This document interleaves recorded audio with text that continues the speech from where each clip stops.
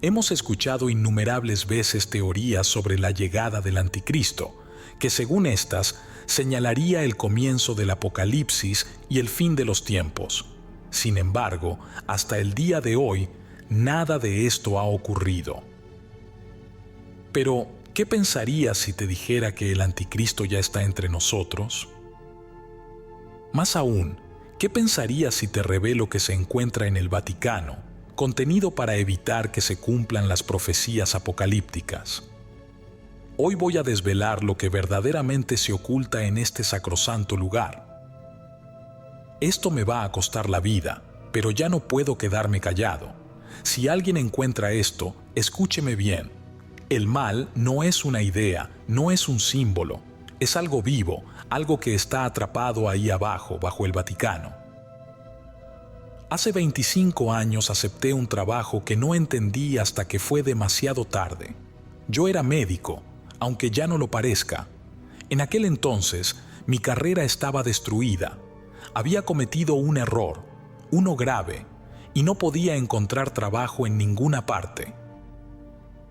Fue entonces cuando recibí una llamada. Decían que eran del Vaticano y que necesitaban mis servicios para una situación única. La paga era increíble, suficiente para resolver todos mis problemas.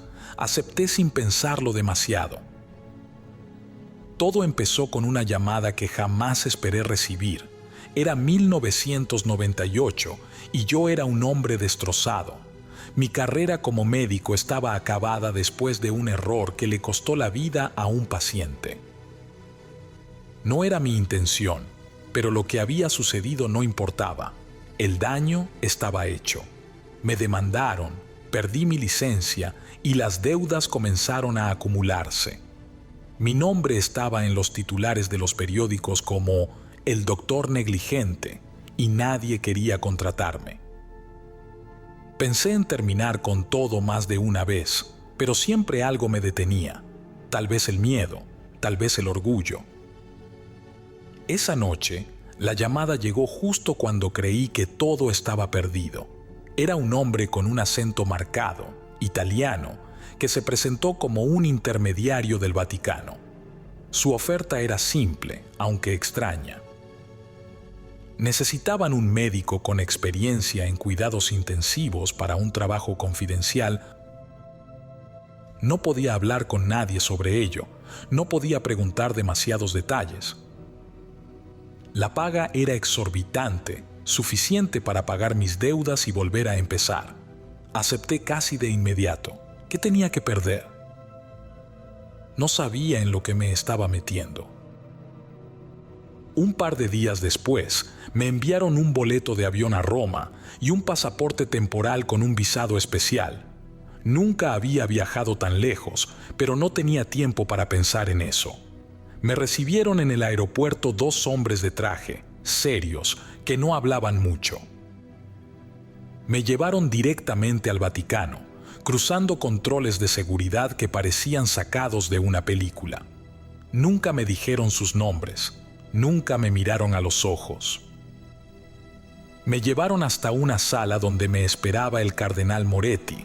Era un hombre mayor, con una mirada que no podía descifrar, severa, pero al mismo tiempo inquietante. Su sonrisa era tan falsa como una máscara. «Doctor Romero», me dijo en perfecto español, «estamos agradecidos de que haya aceptado nuestra oferta. Lo que está a punto de ver debe permanecer en absoluto secreto. Es un asunto de máxima importancia para la Iglesia». Intenté preguntar más detalles, pero me cortó con un gesto de la mano. Todo a su tiempo. Por ahora, solo sepa que su tarea es mantener estable a un paciente muy especial. Su condición es única y no debe morir bajo ninguna circunstancia. Algo en su tono me incomodó, pero no dije nada. Me entregaron un contrato extenso que estipulaba una serie de cláusulas de confidencialidad. Si las rompía, las consecuencias eran severas, aunque los detalles no estaban claros. Firmé sin leer demasiado. Necesitaba ese dinero. Esa misma noche, me condujeron a través de pasillos que parecían no tener fin. Las decoraciones habituales del Vaticano, con sus cruces y pinturas sagradas, dieron paso a algo diferente. Los pasillos se volvieron oscuros, las paredes estaban cubiertas de símbolos que nunca había visto y el aire olía a humedad y algo más, algo metálico. No sabía si era mi imaginación, pero juraría que escuché susurros en esos pasillos. Finalmente, llegamos a una puerta reforzada. Moretti usó una llave y un código para abrirla. Lo que había del otro lado me dejó sin palabras. Era una celda, no una habitación, una celda con paredes de piedra y rejas de acero. En el centro, sobre una cama metálica, estaba mi paciente. Nunca olvidaré la primera vez que lo vi. Era un hombre, o al menos eso parecía. Pálido como la cera, extremadamente delgado, casi esquelético. Tenía tubos intravenosos conectados a sus brazos y su cuerpo estaba cubierto de marcas extrañas, como cicatrices que formaban patrones. Sus ojos estaban cerrados, pero su respiración era irregular, como si cada aliento fuera una lucha. «Este es su paciente», dijo Moretti. «No pregunte su nombre, solo necesita mantenerlo con vida». Quise preguntar qué tenía, pero él continuó. Sus órganos no funcionan como los de un humano normal. Su metabolismo es impredecible. Por eso necesitamos un médico con experiencia en situaciones críticas. Asentí, aunque nada de lo que decía tenía sentido. Me entregaron un expediente médico, pero era inútil. No contenía ninguna información relevante, solo parámetros vitales y un horario de transfusiones de sangre. Antes de irse, Moretti me miró con una seriedad que nunca olvidaré. «Doctor, este trabajo no es solo un empleo, es un servicio a la humanidad. Si él muere, las consecuencias serán inimaginables. ¿Lo entiende?» No respondí. ¿Qué podía decir? Esa primera noche fue inquietante. Me quedé sentado junto a su cama, monitoreando sus signos vitales. Todo parecía extraño. Sus niveles de oxígeno subían y bajaban sin motivo. Su ritmo cardíaco era anormal, a veces tan lento que pensé que había muerto, y luego volvía con una fuerza que no parecía humana. Intenté hablar con las enfermeras, pero ellas eran igual de reservadas que Moretti. Solo decían lo necesario y evitaban cualquier conversación. En el fondo, sabía que algo estaba mal, pero me convencí a mí mismo de que era solo un caso médico complicado. Nada más. Pasaron los días y las dudas empezaron a acumularse. Una noche, mientras revisaba al paciente, noté que las cicatrices de su piel parecían moverse ligeramente, como si algo bajo la superficie estuviera vivo. No era posible, me dije. Era mi cansancio jugando con mi mente. Sin embargo, las cosas no mejoraron. Moretti insistía en que no preguntara, pero todo en ese lugar parecía diseñado para ocultar algo.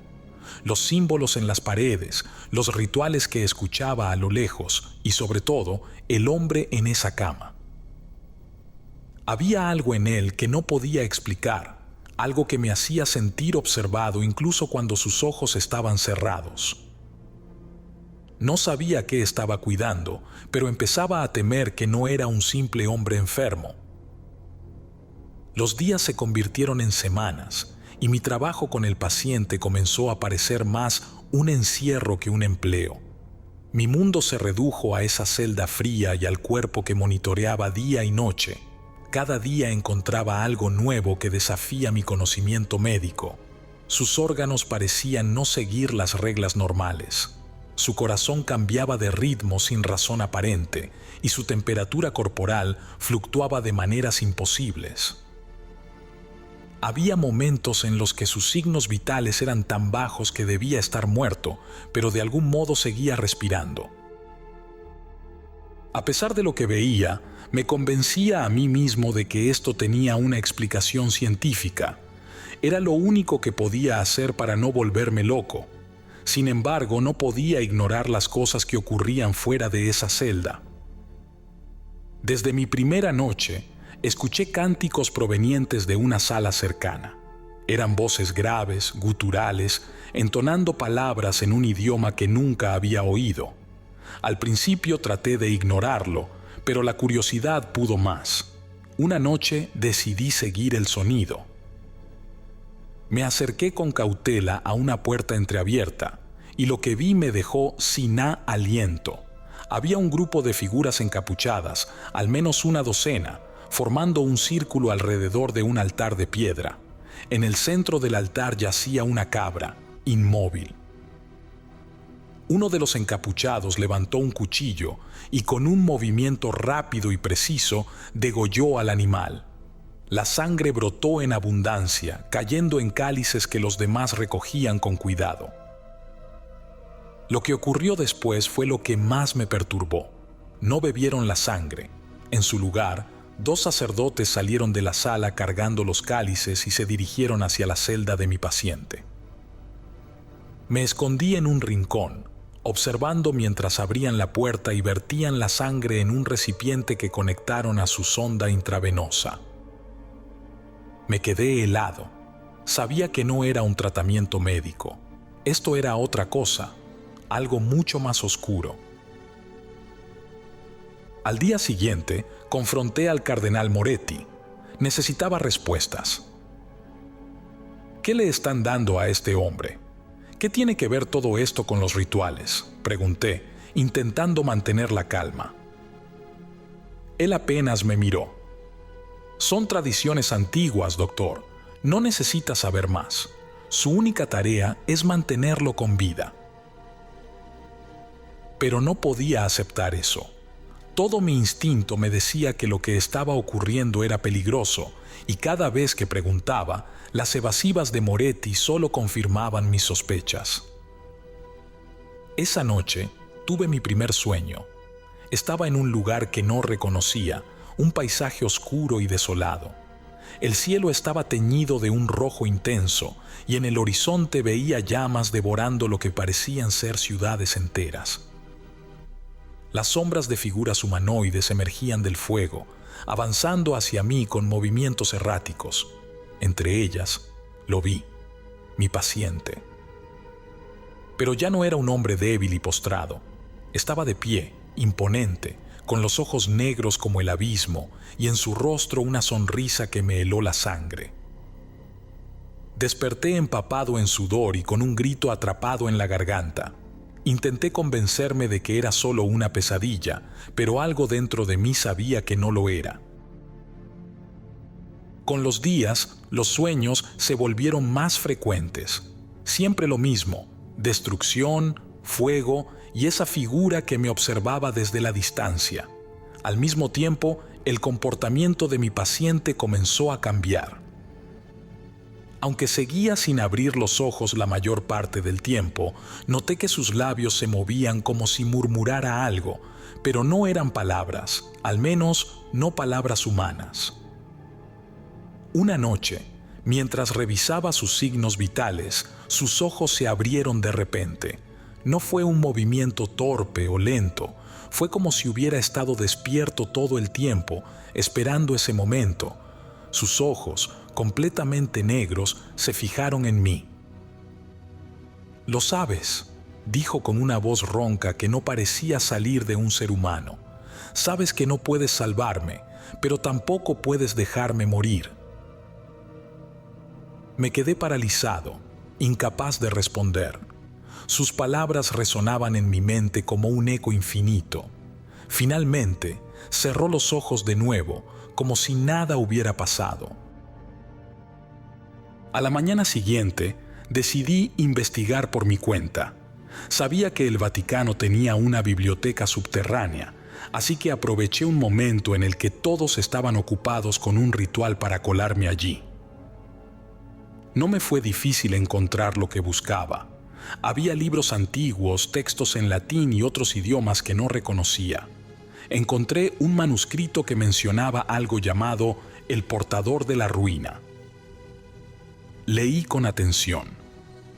Decía que el portador era un ser que había sido capturado y retenido bajo la tierra sagrada desde tiempos inmemoriales, que su cuerpo servía como recipiente para un poder que no podía ser destruido, solo contenido. Los textos hablaban de sacrificios necesarios para mantenerlo débil, de cánticos que calmaban su esencia, pero no decían quién o qué era realmente. Cuando volví a la celda, Moretti me estaba esperando. Su rostro, siempre frío, mostraba ahora una furia contenida. «¿Qué cree que está haciendo, doctor?», me preguntó.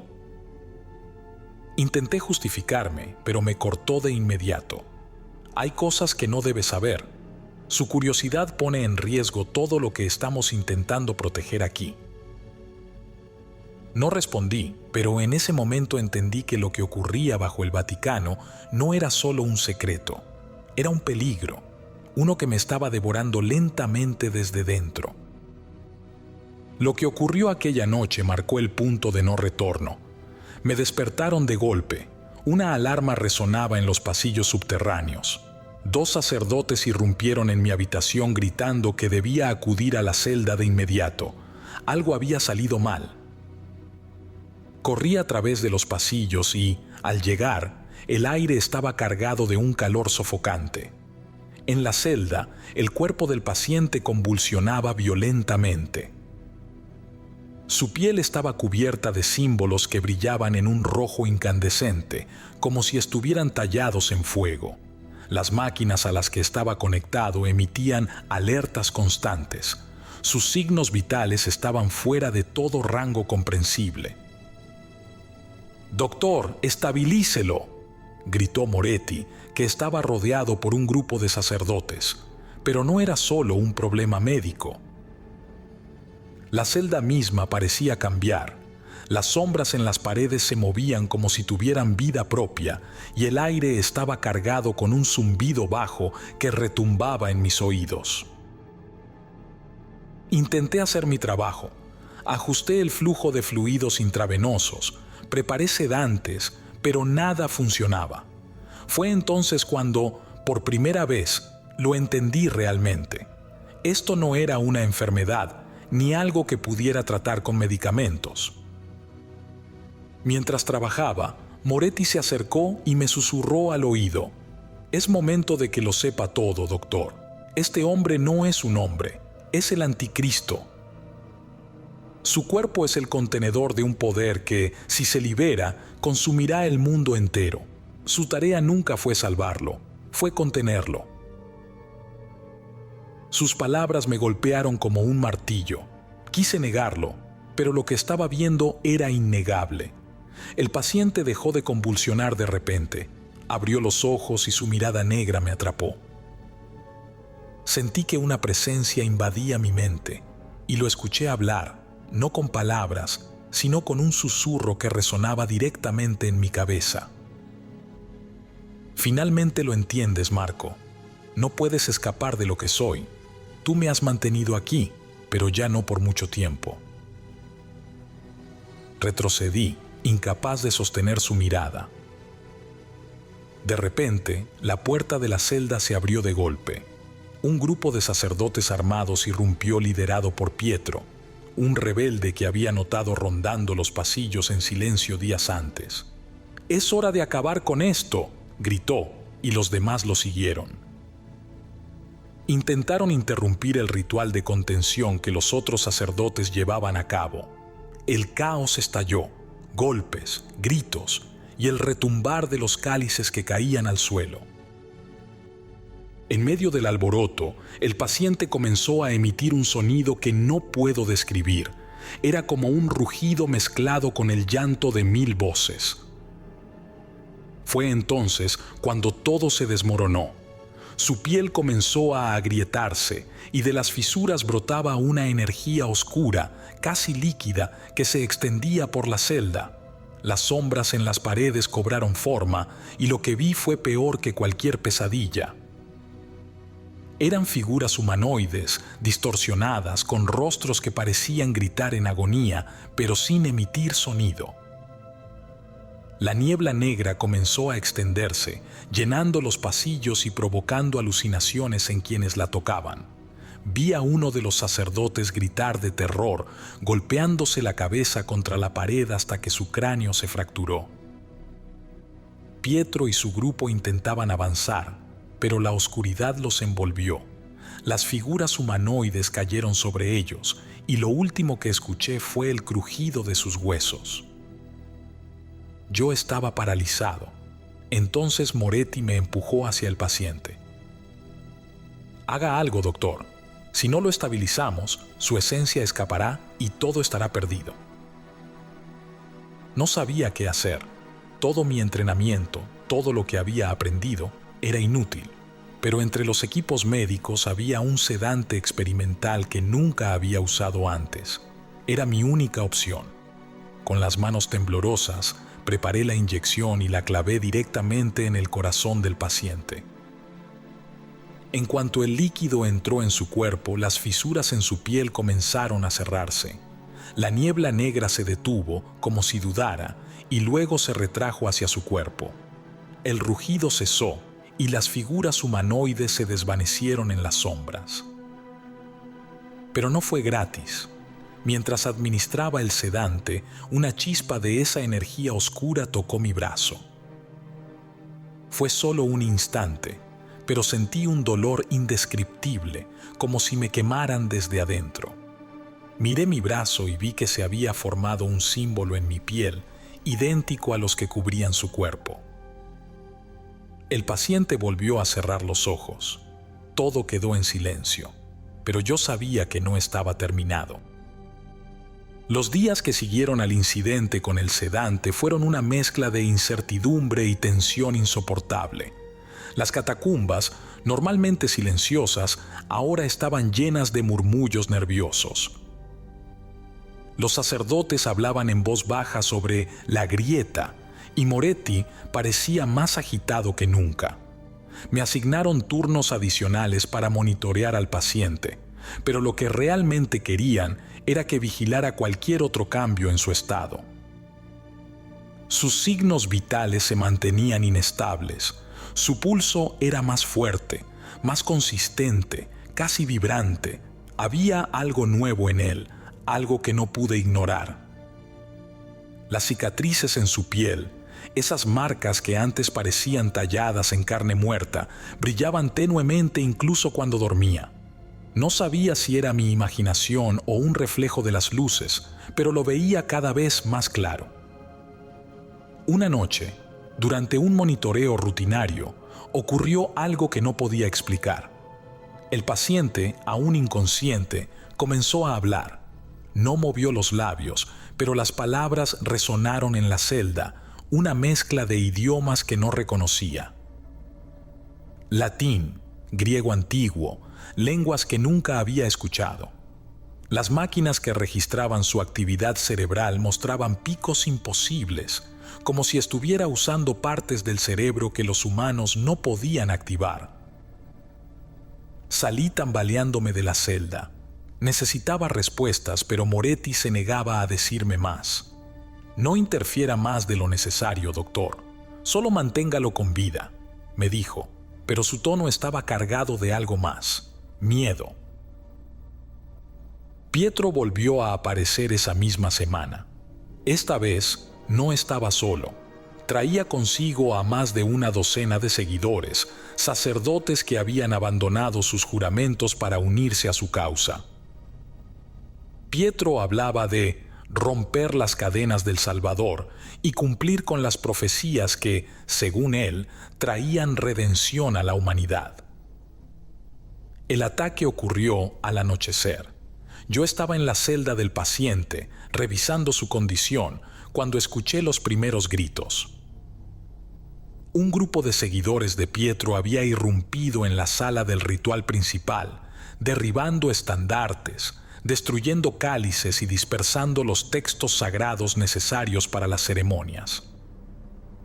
Moretti y los sacerdotes intentaron detenerlos, pero el caos era incontrolable. Pietro se paró frente al altar, sosteniendo una lámpara de aceite que arrojó contra los textos. El fuego se extendió rápidamente, consumiendo los documentos que, según entendía, eran esenciales para contener al paciente. En la celda, el cambio fue inmediato. Las alarmas de las máquinas se dispararon. Los signos vitales del paciente estaban fuera de control, pero no en la forma que esperaba. Su ritmo cardíaco se aceleró tanto que las máquinas no podían registrar los latidos. Su respiración se volvió superficial, como si algo más estuviera tomando el control de su cuerpo. Y luego abrió los ojos.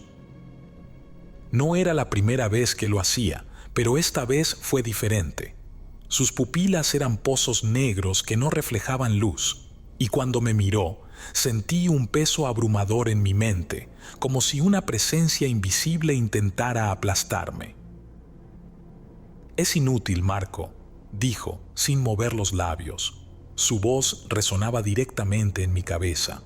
«Sabes lo que soy. Sabes que no puedes detenerlo». El suelo comenzó a temblar. Las grietas en las paredes de la celda se extendieron rápidamente, y de esas grietas emergió una sustancia negra y densa, algo entre humo y líquido, que parecía tener vida propia. Los gritos en los pasillos se intensificaron. Los sacerdotes que intentaban detener a Pietro y sus hombres cayeron uno a uno, atrapados por la niebla que ahora se extendía desde la celda. Vi a uno de ellos golpearse la cabeza contra la pared hasta morir, mientras otro se retorcía en el suelo, sus ojos en blanco. «Doctor, haga algo», gritó Moretti desde la entrada de la celda, sujetando un crucifijo con ambas manos. «Debe estabilizarlo antes de que sea demasiado tarde». Me acerqué al paciente, luchando contra la presión que sentía en el aire, como si una fuerza invisible tratara de detenerme. Su cuerpo estaba cambiando frente a mis ojos. Las cicatrices en su piel se iluminaban como brasas, y de las grietas en su carne brotaban pequeñas figuras humanoides hechas de sombras. Parecían susurrar mientras se arrastraban por el suelo, multiplicándose. Con un esfuerzo sobrehumano, logré llegar hasta él. Mi mano temblaba mientras preparaba la última dosis del sedante experimental. Clavé la jeringa en su cuello y presioné el émbolo. Por un momento, todo quedó en silencio. La energía negra que llenaba la celda se detuvo, como si estuviera indecisa. Luego, lentamente, comenzó a retroceder, absorbiéndose de nuevo en el cuerpo del paciente. Las figuras humanoides desaparecieron y las grietas en las paredes dejaron de extenderse. El paciente cerró los ojos, su cuerpo regresando al estado frágil y pálido que conocía, pero no estaba muerto. Su respiración era tranquila, como si estuviera durmiendo. Cuando me volví, la escena en los pasillos era devastadora. Los seguidores de Pietro y muchos sacerdotes yacían en el suelo, algunos muertos, otros en estado de shock. Pietro mismo había desaparecido, probablemente huyendo en medio del caos. Moretti se acercó a mí, con el rostro cansado y cubierto de sangre. «Lo hemos contenido una vez más», dijo con voz grave, «pero esto no ha terminado. No podemos seguir así para siempre». No respondí. Sabía que tenía razón. La contención había funcionado, pero era cuestión de tiempo antes de que fallara de nuevo. Miré mi brazo. La marca que el paciente había dejado en mí ardía como si estuviera viva. Sabía que esto no era solo una advertencia, era una condena. Después de lo ocurrido, el Vaticano intentó silenciarlo todo. Nadie hablaba del caos en las catacumbas ni de las muertes que habíamos presenciado. Los pocos sacerdotes sobrevivientes evitaban mirarme y Moretti desapareció, probablemente ocupado planeando cómo contener la próxima crisis. Pero yo sabía que esto no se trataba de si iba a ocurrir de nuevo, sino de cuándo. No podía quedarme de brazos cruzados. Había visto demasiado y el peso de la verdad me estaba consumiendo. Las cicatrices en mi brazo ardían cada noche, como un recordatorio de que lo que habíamos enfrentado no estaba terminado. Tomé la decisión de escribir mi testimonio. No iba a confiar en cámaras ni en grabaciones. Necesitaba algo tangible, algo que nadie pudiera borrar o manipular. Durante semanas me dediqué a plasmar cada detalle en papel. Lo que vi, lo que escuché, lo que me dijeron, todo lo que sabía sobre el Anticristo y cómo lo mantenían contenido bajo el Vaticano. Sabía que si enviaba esto a los grandes medios, lo enterrarían. Las televisoras y radios están controladas por las mismas manos que habían mantenido esto en secreto durante siglos. No podía confiar en ellos. En lugar de eso, decidí contactar a medios independientes, periodistas que no respondían a intereses corporativos ni eclesiásticos. Envié copias de mi testimonio a todos los rincones del mundo. Europa, América Latina, Asia. Sabía que algunos lo tratarían como una locura, pero solo necesitaba que una persona creyera.